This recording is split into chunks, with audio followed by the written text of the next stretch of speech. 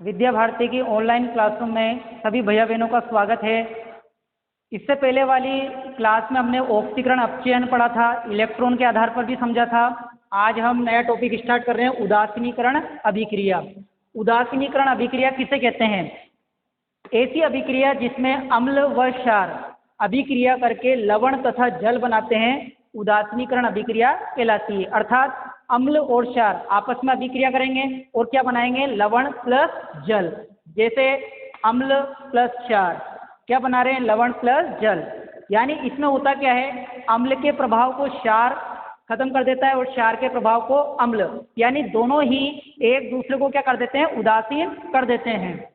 जैसे एक अभिक्रिया से समझते हैं हम इसको, HCl। HCl क्या है? हाइड्रोक्लोरिक अम्ल।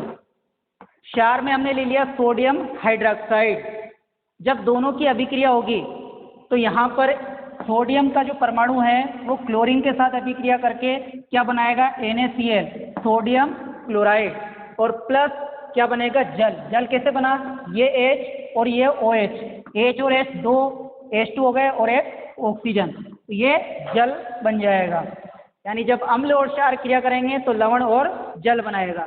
एक और चीज ध्यान रखना है इसमें कि अम्ल जो होते हैं वो H+ आयन देते हैं, यानी हाइड्रोजन आयन, और क्षार के अंदर जो आयन होते हैं वो होते हैं हाइड्रोक्साइड आयन, यानी OH- आयन।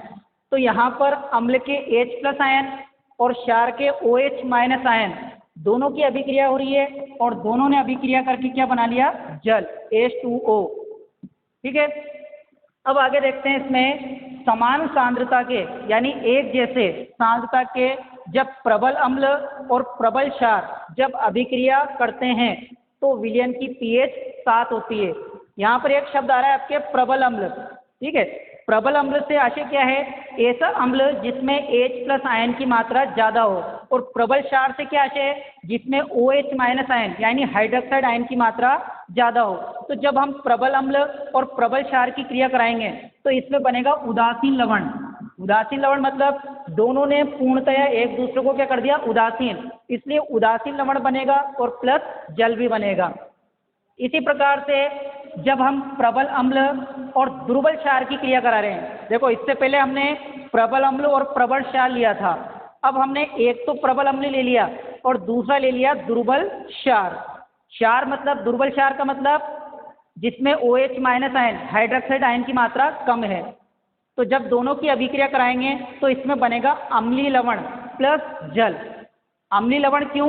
क्योंकि प्रबल अम्ल में H+ आयन की मात्रा ज्यादा है। तो जब दोनों की क्रिया कराएंगे तो विलयन के अंदर कुछ मात्रा में H+ आयन की मात्रा उपस्थित रहेगी, हाइड्रोजन आयन की सांद्रता उपस्थित रहेगी, इसलिए इसमें क्या बनेगा?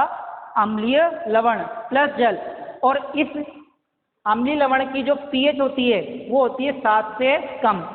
pH से आशय क्या है? यहाँ पर pH क्या होता है? एक पैमाना होता है जो अम्ल और क्षारकता की मात्रा को नापता है कि किसी अम्ल में कितनी pH है। जैसे इसमें 0 से लगाकर 14 तक अंक होते हैं pH में। जैसे ये pH पैमाना है, इसमें 0 से लेकर 14 तक अंक है, बीच में ये 7 है। 7 पर उदासीन होता है, 7 से कम जो होता है वो अम्लता को दर्शाता है और 7 से 14 के बीच में क्षारकता को।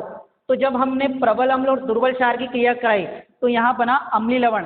अम्लीय लवण यानी pH कितनी होगी? 7 से कम होगी। इसी प्रकार जब हम दुर्बल अम्ल, अब देखो पहले प्रबल अम्ल लिया था, अब हम दुर्बल अम्ल ले रहे हैं जिसमें हाइड्रोजन आयन की मात्रा क्या है? कम है।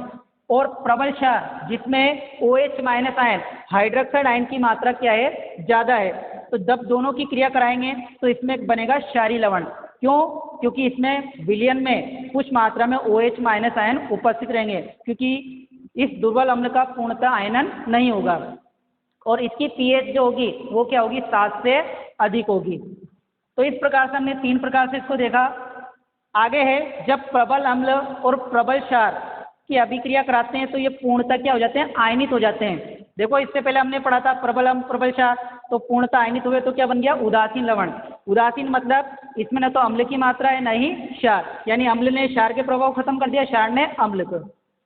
जब दुर्बल क्षार पूर्णतः आयनित नहीं होते हैं, दुर्बल क्षार पूर्णतः आयनित नहीं होते हैं। जैसे हमने प्रबल अम्ल दुर्बल क्षार की क्रिया कराई थी तो इसमें कुछ मात्रा में H+ आयन उपस्थित थे तो क्या बना? अम्लीय लवण। जैसे आप रिएक्शन देख रहे हैं हम इसमें प्रबल अम्ल के रूप में ले लिया हाइड्रोक्लोरिक अम्ल और दुर्बल क्षार के रूप में ले लिया हमने NH4OH अमोनियम हाइड्रोक्साइड नाम है इसका।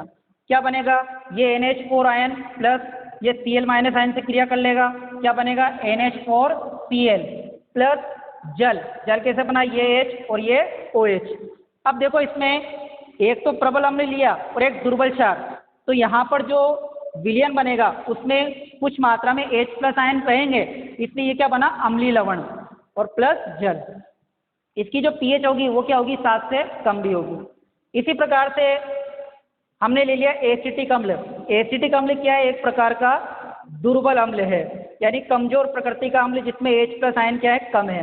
और एक ले लिया अपन ने प्रबल क्षार जिसमें OH- आयन ज़्यादा है। दोनों की क्रिया होगी CH3COO, ये एसीटेट आयन है और ये Na+ सोडियम आयन है, तो क्रिया होगी इनकी CH3COO Na, सोडियम एसीटेट बन गया। ये क्या बना, एक प्रकार का क्षारीय लवण, क्योंकि बनने के बाद इसमें कुछ मात्रा में OH- उपस्थित रहेंगे, इसलिए बना ये क्षारीय लवण और ये बन गया H और OH जल।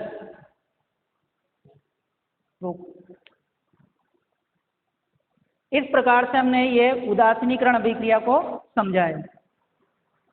अगला टॉपिक हम पढ़ रहे हैं अब उत्प्रेरक।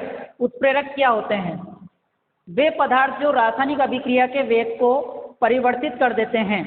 रासायनिक अभिक्रिया के वेग को क्या कर देते हैं, चेंज कर देते हैं, परंतु स्वयं अपरिवर्तित रहते हैं, यानी उनके स्वयं में कोई परिवर्तन नहीं होता है, उत्प्रेरक कहलाते हैं। और ये जो घटना है ये घटना कहलाती है उत्प्रेरण। समझ में आ गया होगा आपको। उत्प्रेरक क्या है, वे पदार्थ जो रासायनिक अभिक्रिया के वेग को क्या कर देते हैं, परिवर्तित, परिवर्तित मतलब बढ़ाना या घटाना, परंतु स्वयं का क्या रहेगा अपरिवर्तन, उत्प्रेरक कहलाते हैं। और इस घटना को कहेंगे उत्प्रेरण। जैसे KClO3 जिसका नाम है potassium chlorate, MnO2 manganese dioxide, उत्प्रेरक की उपस्थिति में इस पोटेशियम क्लोरेट को हम क्या करेंगे, गर्म करेंगे। ठीक है, इसमें तीर के निशान के ऊपर जो लिखा हुआ है ये क्या है, एक प्रकार का उत्प्रेरक। हमने पहले पढ़ चुके हैं कि उत्प्रेरक को हम तीर के निशान के ऊपर लिखते हैं। तो जब पोटेशियम क्लोरेट की अभिक्रिया करा रहे हैं हम मैग्नीज डाइऑक्साइड उत्प्रेरक की उपस्थिति में, तो क्या बनेगा, potassium chloride plus oxygen gas. कैसे बना देखो, 2KCl, ये तो ये बन गया यहाँ पर। अब ऑक्सीजन 3, 3 दूनी 6, तो 3O2। दूसरा उदाहरण में देखें, जब वनस्पति तेल जो हम घरों में उपयोग में लाते हैं, सोयाबीन, मूंगफली, उसकी अभिक्रिया हाइड्रोजन गैस की उपस्थिति में कराते हैं, या वनस्पति तेल में हाइड्रोजन गैस प्रोवाइड कर रहे हैं हम, किस उत्प्रेरक की उपस्थिति में, निकल उत्प्रेरक। निकल उत्प्रेरक का हमें क्या लेना है, चूर्ण लेना है। तो इसकी उपस्थिति में क्रिया कराएंगे तो क्या बनेगा, वनस्पति घी। वनस्पति घी मतलब जो डालडा जो होता है। तो इस प्रकार से यह उत्प्रेरक। अब उत्प्रेरक की क्रिया, अवस्था आदि के आधार पर इसे अनेक प्रकारों में बांटा गया है, यानी उत्प्रेरक का वर्गीकरण हम पढ़ रहे हैं। पहला है अवस्था के आधार पर उत्प्रेरक के प्रकार। अवस्था यानी भौतिक अवस्था के आधार पर उत्प्रेरक दो प्रकार के होते हैं। भौतिक अवस्था जैसे कि ठोस है, द्रव है या गैस है। पहला है इसमें सममांगी उत्प्रेरक। दो प्रकार के होते हैं भौतिक अवस्था के आधार पर। पहला होता है सममांगी उत्प्रेरक और दूसरा होता है इसमें विषमांगी उत्प्रेरक। पहला है सममांगी उत्प्रेरक। जब रासायनिक अभिक्रिया में उत्प्रेरक अभिकारक, अभिकारक जो क्रिया करता है या क्रियाकारक भी बोलते हैं हम उसको, अभिकारक एवं उत्पाद तीनों समान भौतिक अवस्था में होते हैं तो उत्प्रेरक कहलाते हैं सममांगी उत्प्रेरक। यानी अभिकारक, उत्प्रेरक और उत्पाद तीनों की भौतिक अवस्था क्या हो, एक जैसी हो, या तो ठोस ठोस हो, द्रव है तो द्रव की तरह हो, या गैस है तो गैस की तरह हो। तो ऐसे उत्प्रेरक के कहलाएंगे सममांगी। देखो नाम से ही पता चल रहा है इसमें सममांगी, यानी सभी की भौतिक अवस्था क्या हो, समान हो, एक जैसी हो। और ये जो क्रिया है ये क्रिया कहलाती है सममांगी उत्प्रेरण। उदाहरण जैसे CH3COO CH3, देखो लिक्विड के रूप में है, यानी द्रव अवस्था में तो एल लिख रखा है। H2O ये भी जल के रूप में लिक्विड।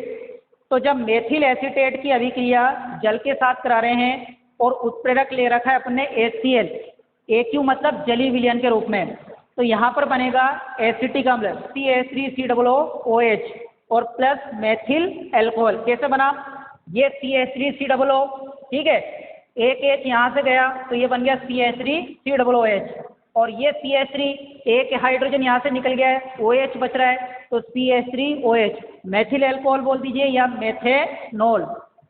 तो यहाँ पर अभिकारक, उत्प्रेरक और उत्पाद तीनों की भौतिक अवस्था समान है, इसलिए ये उत्प्रेरक कहलाएगा, सममांगी उत्प्रेरक। एक और उदाहरण से समझते हैं इसको। SO2 यानी sulphur dioxide gas oxygen gas के साथ क्रिया कर रही है, किस उत्प्रेरक की उपस्थिति में? NO नाइट्रस ऑक्साइड गैस उत्प्रेरक की उपस्थिति में क्रिया करके क्या बना रही है? Sulphur trioxide gas.